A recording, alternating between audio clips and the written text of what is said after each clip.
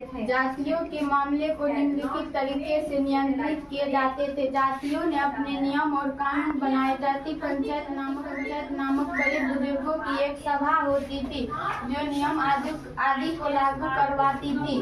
जातियों को अपने निवास के गांव के रिवाजों का भी पालन करना होता था। कई गांव पर मुखियाओं का शासन होता था। सर्वक्षत्रीय साम्राज्य से आप क्या समझते हैं? सर्वक्षत्रीय साम्राज्य का अर्थ है वह समझते हैं चोल खलजी तुगलक और मुगलों जैसे राजवंशों ने अपने साम्राज्य को सर्वक्षत्रीय साम्राज्य तक बढ़ाया।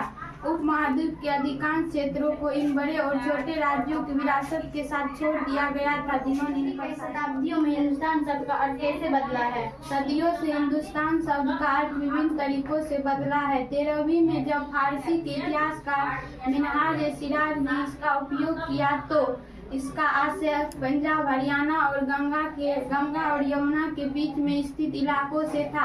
उसने इस शब्द का राजनीतिक अर्थ में उन इलाकों के लिए इस्तेमाल किया जो दिल्ली के सुल्तान के अधिकार क्षेत्र के सल्तनत के प्रसार के साथ साथ इस शब्द में अंतर्गत आने वाले क्षेत्र भी बढ़ते गए, लेकिन हिंदुस्तान शब्द में दक्षिण भारत का समावेश कभी नहीं हुआ। पांडुलिपियों के उपयोग में इतिहासकारों के समय कौन कौन सी समस्याएं आती है? पांडुलिपियों के उपयोग में इतिहासकारों को निम्नलिखित समस्याओं का सामना करने स्थिति में है। कभी कभी छूने के लिए भी खराब हो जाती है। उनकी प्रतियों को शास्त्रवाक्य और शब्दों द्वारा यहाँ और वहाँ विकृत किया जाता है। इनमें से कुछ शिकस्त अवैध लिपि में लिखे गए हैं।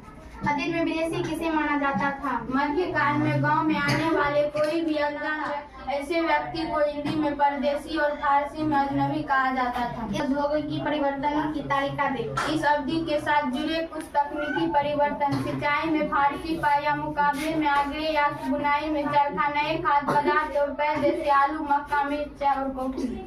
मध्यकाल में कागज का मूल्य क्या था?